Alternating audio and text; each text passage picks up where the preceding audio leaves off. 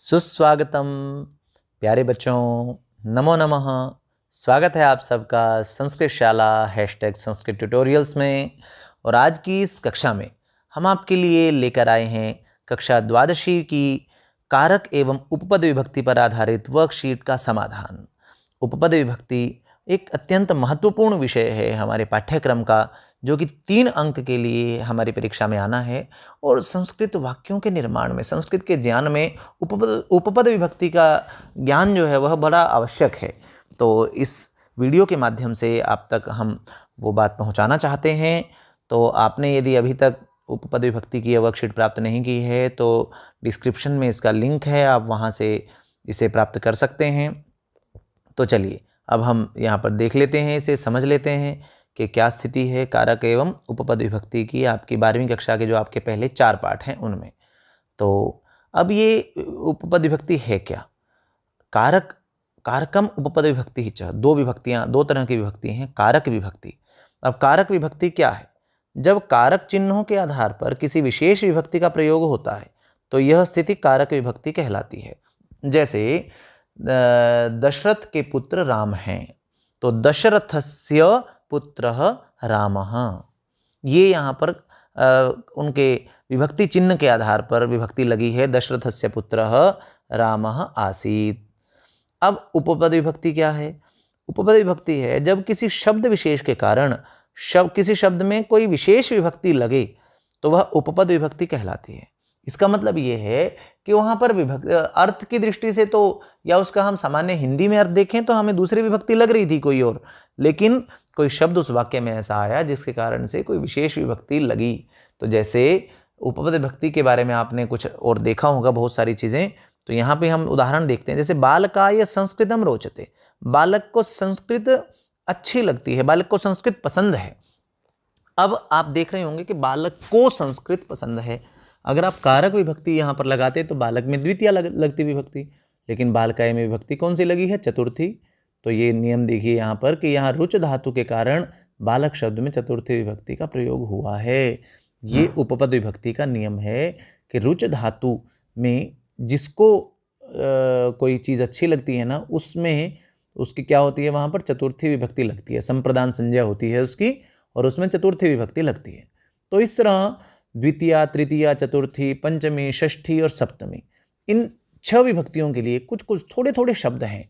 जैसे द्वितीया के लिए आपने पढ़े हैं, बहुत सारे प्रति के योग में द्वितीया लगती है, गम धातु के योग में द्वितीया लगती है।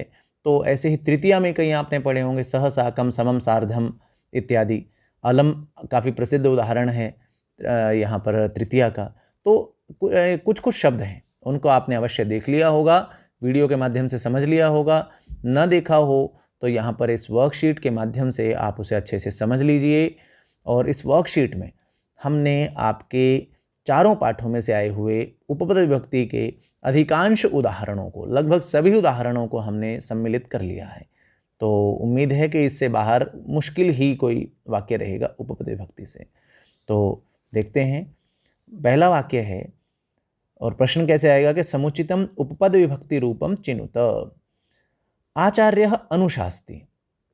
अब पहले बच्चों क्या होता था, आपको यहाँ पर इन शब्द रूपों के आधार पर आपको बनाना होता था पहले, लेकिन अब विकल्प आ गए हैं तो उत्तर बना हुआ है, बस आपको छांटना है। तो आचार्य अनुशास्ति, आचार्य अनुशास्ति उपदेश देते हैं। अब आचार्य अनुशास्ति, अनु उपसर्ग के पश्चात जब शास धातु का प्रयोग हो तो फिर द्वितीय विभक्ति का प्रयोग वहाँ पर होता है। तो यहाँ द्वितीय कहाँ है? अंतेवासिनम में द्वितीय है। तो आचार्य अंतेवासिनम अनुशास्ति, ये हमारा उत्तर हो गया है। बच्चों एक और मैं बात आपको कहूँ, पाठ में से ही व्याकरण आ रही है, ये पाठ के ही वाक्य हैं आपके। यदि पाठों को आपने बहुत ध्यान से पढ़ा है तो पूरे प्रतिशत ऐसे हैं, 60-70% चांसेस ऐसे हैं कि आपको वो पंक्ति में वो शब्द अपने आप याद भी आ जाए। अगर आपने उसे अच्छे से पढ़ा है तो थोड़ा सा समझ, थोड़ा सा याद आ जाए तो आपका काम अच्छे से हो जाएगा। यस्याः रिक्त स्थानम समम भर्ता अस्ति। अभी मैंने आपको कहा था ना कि समम के योग में कौन सी विभक्ति लगती है? समम के योग में लगती है तृतीया विभक्ति। तो कौन से शब्द में तृतीया है यहाँ पर? यहाँ तृतीया है शक्रेण में। तो क्या बन जाएगा? यहाँ बन जाएगा यस्याह शक्रेण समम भर्ता अस्ति। ये यहाँ पर बन जाएगा यस्याह शक्रेण समम भर्ता अस्ति। तो अब आगे की ओर बढ़ते हैं। तृतीय जो है हमारा उदाहरण, तो उसमें हम देखते हैं कि क्या स्थिति है। तो ये आपने निशान लगा ही लिया है यहाँ पर शक्रेण में। और तृतीय उदाहरण में क्या कहा गया है कि रिक्त स्थानम न प्रमदितव्यम। अब प्रमाद करना मतलब आलस्य करना। तो प्रमाद, प्र उपसर्ग के पश्चात मद धातु जो है वह प्रमद अर्थ में क्या कहा गया है कि जिससे प्रमाद नहीं करना चाहिए, तो उसमें कौन सी विभक्ति लगती है? पंचमी विभक्ति लगती है। तो अब पंचमी देख लीजिए यहाँ पर कहाँ है। तो देव पितृ कार्यस्य में षष्ठी है, यहाँ पर ग में सप्तमी है, तो ख में ही है पंचमी। तो देव पितृ कार्याभ्याम यहाँ पर आ जाएगा। ऐसे ये प्रमदितव्यम वाले कई उदाहरण आपको मिलेंगे बच्चों यहाँ पर कि कुशला, प्रथम पाठ में कई उदाहरण आए हैं, कुशलात् न प्रमदितव्यम, है ना। ऐसे और कई तरह के आए हैं यहाँ पर। तो अगला है अहम परिष्कृत पारद भस्म दद्याम। मैं परिष्कृत पारद भस्म दूंगा या दे दूंगा मैं। कौन कहता है? वो सन्यासी वेशधारी सेनापति कहते हैं ना, किसमें? दौवारिकस्य निष्ठा में। उसे लालच देते हैं कि मैं तुम्हें परिष्कृत पारे की भस्म दे दूंगा जिससे तुम बहुत सारा सोना बना लोगे। अब यहाँ उपपद विभक्ति का क्या रोल है? उपपद विभक्ति का रोल यहाँ आया है इस शब्द से, दद्याम दूंगा या दे सकता हूँ। तो दा धातु देना, देना अर्थ में जो है वह जिसको आप देना चाहते हैं उसमें चतुर्थी लगेगी। तो यहाँ चतुर्थी कौन से शब्द में है? यहाँ चतुर्थी है तुभ्यम में। यहाँ है तुभ्यम, तुभ्यम समर्पये, तुभ्यम दद्याम, तुम्हारे लिए मैं दे दूंगा। अब पांचवा है रिक्त स्थानम सह सीता वनम गंतुम इच्छति। अब सह आ गया है यहाँ पर। ये सह शब्द इसने यहाँ पर उपपद विभक्ति के अनुरूप काम कराया है। तो रिक्त स्थानम सह। अब अर्थ देखें कारक विभक्ति के अनुसार तो किसके साथ? षष्ठी लगनी चाहिए, लेकिन सह के योग में क्या लगती है? तृतीया लगती है, इसलिए रामस्य नहीं बनेगा। चतुर्थी तो नहीं लग सकती है। रामेण में तृतीया है तो रामेण ही हमारा उत्तर बनेगा। तो रामेण सह सीता वनम गंतुम इच्छति। अगला है तस्याह कस्मिन रिक्त स्थानम स्पृहा येन अकार्यम करिष्यति। अब स्पृहा जो है यहाँ पर, स्पृहा मतलब अभिलाषा, इच्छा, या मतलब बहुत तीव्र इच्छा, इस संदर्भ में भी हम कह सकते हैं। तो ये राम ने कहा है अपनी माता कैकेयी के लिए कि उनकी किस फल को प्राप्त करने में इच्छा है जिससे वह ऐसा अकार्य करेंगी। तो जहाँ पर भी ये स्पृह जो आ जाए, तो जिस चीज़ में इच्छा हो तो उसमें सप्तमी लगेगी। तो क्या बनेगा? फले। तस्याह कस्मिन फले स्पृहा। अगला है दिलीपस्य रिक्त स्थानम सदृशी प्रज्ञा आसीत्। दिलीप की रिक्त स्थानम सदृशी। अब पहले आपको बताया था ना मैंने, सह साकम समम सार्धम, वहाँ पर सदृश शब्द भी जोड़ लो बच्चों। तो सदृश शब्द के योग में भी जो है वह तृतीया लगती है। और ये चतुर्थ पाठ में से आपके लिया गया है, प्रजानुरंजको नृपः में से। यहाँ आपको ये एक ही श्लोक में कई उदाहरण मिलते हैं यहाँ ये तृतीया वाले, तो वो आपको यहाँ पर दिखाई देंगे सारे अलग अलग स्थानों पर। तो किसके समान प्रज्ञा थी उनकी? आकार के समान। अब राजा दिलीप का वर्णन किया गया था इस श्लोक में कि राजा दिलीप जो थे वह एक जैसा उनके शरीर का आकार था वैसा ही उनकी बुद्धि भी उतनी ही विकसित थी, उतनी ही विस्तृत थी। तो ये बताया गया है यहाँ पर। आगे और इस तरह से ही प्रज्ञा के समान क्या था और सब बातें आपको देखने को मिलेंगी। तो अब हम अगले उदाहरणों को भी देख लेते हैं। अब 8वां उदाहरण हमारे सम्मुख है। 8वें उदाहरण में क्या कहा गया है? हाधिक अविज्ञाय उपालभ से, अविज्ञाय बिना जाने ही उपालभ से उलाहना दिया जा रहा है। ये लक्ष्मण का दर्द है। लक्ष्मण कह रहे हैं अच्छा आप हमें समझे ही नहीं, बिना जाने ही आप उलाहना दे रहे हैं। तो यहाँ पर जब धिक आ जाए तो धिक के साथ में विभक्ति कौन सी लगती है? द्वितीया। तो द्वितीया कहाँ है यहाँ पर? अस्मद की अस्मदम को द्वितीया मत समझ लीजिएगा। अस्मद शब्द की क्या बनती है? माम आवाम अस्मान द्वितीया, तो अस्मान है यहाँ पर। लक्ष्मण ने कहा था कि अस्मान अविज्ञाय उपालभसे, बिना जाने ही उलाहना दिया जा रहा है। यहाँ देखिए फिर आ गया न प्रमदितव्यम। अब तो मुझे ज़्यादा बताने की ज़रूरत नहीं है, आप समझ गए होंगे क्या उत्तर लगेगा। धर्मात्, धर्मात् न प्रमदितव्यम, धर्म का आचरण करने में आलस्य नहीं करना चाहिए। वैवस्वतः मनुः रिक्त स्थानम आद्यः आसीत्। अब यहाँ इस वाक्य में उपपद विभक्ति का रोल क्या है। जो वैवस्वत मनु हैं वो आद्यः आसीत्, पहले थे। अब जब बहुतों में से आपको किसी एक को छांटना हो, बहुतों की तुलना में आप किसी एक को श्रेष्ठ बता रहे हैं, किसी एक की बात कह रहे हैं, तो वहाँ आप उस शब्द में जो है वह कौन सी विभक्ति लगाएंगे, षष्ठी। षष्ठी और सप्तमी विकल्प से लगती है यहाँ पर, तो यहाँ सप्तमी तो है ही नहीं, यहाँ केवल षष्ठी है, तो इसलिए क्या बन जाएगा, महीक्षिताम।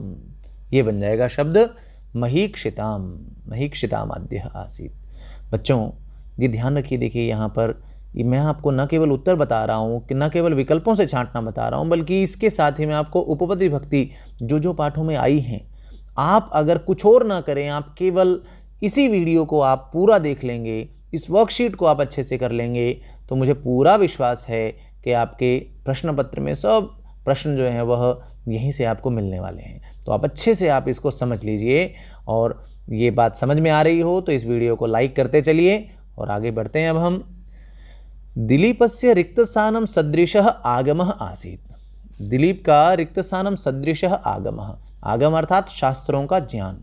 अब आगम शब्द से यहाँ उपपद विभक्ति नहीं लगी है, किससे लगी है, सदृश शब्द से। पहले बताई थी ना, ये वही श्लोक का की अगली लाइन है, आकारेण सदृशी प्रज्ञा प्रज्ञया सदृशः आगमः। तो क्या आएगा यहाँ पर, प्रज्ञया। अब ये श्लोक भी अगर आपने गाया होगा ना, अच्छे से मज़ा लिया होगा इसका, तो वैसे ही याद आ जाएगा कि प्रज्ञया सदृशः आगमः। तो तृतीया लगी है, प्रज्ञा शब्द है, लता की तरह चला है, लतया लताभ्याम लता भी, प्रज्ञया प्रज्ञाभ्याम प्रज्ञा भी। अगला है किम रुचिरम त्रिषु पातकेषु। अब ये राम कह रहे हैं, जब लक्ष्मण जो है वह उन्हें प्रेरित कर रहे थे कि वो विरोध करें, उनके साथ गलत हो रहा है, तो उन्होंने सारी बात उन्हें समझाई और फिर अंत में बोले, तीन बातें बताई थी कि इन तीनों में से, जो तीनों पाप कर्म है ना, इनमें से किम रुचिरम, कौन सा पसंद होगा, किस चीज़ को, किस चीज़ के लिए, रोषणाय। तुम्हारे जो क्रोध है ना, तुम्हारे क्रोध को इनमें से क्या पसंद आएगा। तो रुच धातु का प्रयोग हुआ है, तो और किसके लिए भी, तो रोषण शब्द जो है वह तुम्हारे क्रोध के लिए क्या रुचिकर है इन तीनों पाप कर्मों में से। तो रोषण शब्द में चतुर्थी लगी है, रोषणाय बन गया है।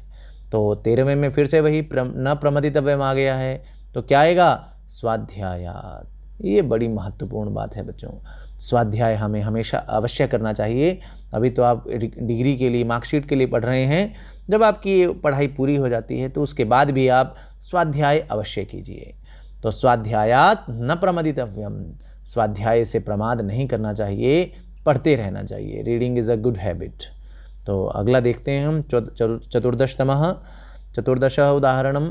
तो रिक्तस्थानम सदृशः आरंभः आसीत्। अब देखिए पहले आगम की बात आई थी, अब आरंभ की बात आ रही है कि किसके समान आरंभ था, तो आगमैः सदृशः आरंभः आसीत्। कस्य, दिलीपस्य, दिलीप की ही तो गाथा बताई गई है इस पाठ में।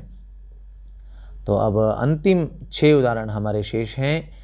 क्या कहा गया देखिए, रिक्तस्थानम प्रियधनम आहृत्य प्रजातंतुम माँ व्यवच्छेदसीहि। प्रियधन लाकर प्रजातंतुम माँ व्यवच्छेदसीहि, प्रजातंतु को मत तोड़ना। अब लाकर, जब भी आप लाते हैं कोई चीज़ तो क्या लाना है, प्रियधन लाना है। अब किसके लिए प्रियधन लाना है, आचार्य के लिए। तो यहाँ लाकर अर्थ में आहृत्य के संदर्भ में यहाँ पर आ और आ उपसर्ग के पश्चात हरि धातु के योग में यहाँ चतुर्थी लगी है, आचार्याय बना है। अगला है प्रजानाम रिक्तस्थानम स पिता इव आसीत्। ये फिर दिलीप की बात हो रही है कि प्रजाजनों का क्या करने से, प्रजाजनों का विनयाधानात्, उनमें विनय का आधान करने से, उन्हें विनम्रता की शिक्षा देने से, उनको संस्कार आदि की शिक्षा देने के कारण सब पिता इव आसीत्, वह उनके पिता के समान थे। कौन? राजा दिलीप। अब ये यहाँ पर सामान्य कारक विभक्ति का उदाहरण ये दिया है आपको, एक यहाँ पर 1-2 उदाहरण कारक विभक्ति के हैं इनमें, बाकी सब उपपद विभक्ति के हैं, क्योंकि कारक विभक्ति के तो सैकड़ों उदाहरण मिलेंगे, वहाँ तो कोई आप कुछ दे ही नहीं सकते कि यही कर लीजिए। तो ऐसी जब स्थिति यहाँ पर बनती है तो 17वां देख लेते हैं अब। तद्गुणैः रिक्त स्थानम आगत्य चापलाय प्रचोदितः। अब उनके गुणों के द्वारा रिक्त स्थानम आगत्य, अब आगत्य यहाँ गम धातु है आगत्य, तो गम धातु के योग में द्वितीय विभक्ति लगनी है, बनेगा करणम, करणम आगत्य, तद्गुणैः करणम आगत्य चापलाय प्रचोदितः। आगे है 18वें में, देखिए रिक्त स्थानम समीपम आगत्य दौवारिकः उवाच। तो अब समीपम, जब समीपम शब्द का प्रयोग हो तो फिर विभक्ति लगती है षष्ठी, जिसके समीप जाना हो, तो दीपस्य समीपम, दीपस्य में षष्ठी है यहाँ पर। और 19वां है अगला, रिक्त स्थानम न प्रमदितव्यम। फिर वही आगे ही आपने किया है तो क्या बनेगा? सत्यात् न प्रमदितव्यम। और रिक्त स्थानम सदृशः उदयः आसीत्, इनके समान जो था वह उदय था, तो सदृशः में तृतीया आरंभेण सदृशः उदयः आसीत्। जैसा आरंभ होता था वैसा ही उनके कार्य का उदय अर्थात फल प्राप्ति भी होती थी। तो बच्चों, इस प्रकार आपने अपने इस वर्कशीट के समाधान को जान लिया है, और बस मेरा आपसे आग्रह है बच्चों कि इन सभी उदाहरणों को आप अच्छी तरह से ध्यानपूर्वक आप कर लीजिएगा, बहुत आपके काम आएंगे, संस्कृत का ज्ञानवर्धन में आपके हमेशा ये साथ रहेंगे। तो आपके हम कई विषयों पर उपलब्ध करा चुके हैं, अभी संस्कृत साहित्य की वीडियो भी आनी शेष है। जल्दी ही आपको मैं कोशिश करूंगा कि अगले सप्ताह में आपके सामने संस्कृत साहित्य की वीडियो और वर्कशीट भी आपको उपलब्ध हो जाएं। तो परिश्रम करते रहिए, सीखते रहिए, आनंद लेते रहिए। मिलते हैं अगली वीडियो के साथ। धन्यवादः। पुनर्मिलामः।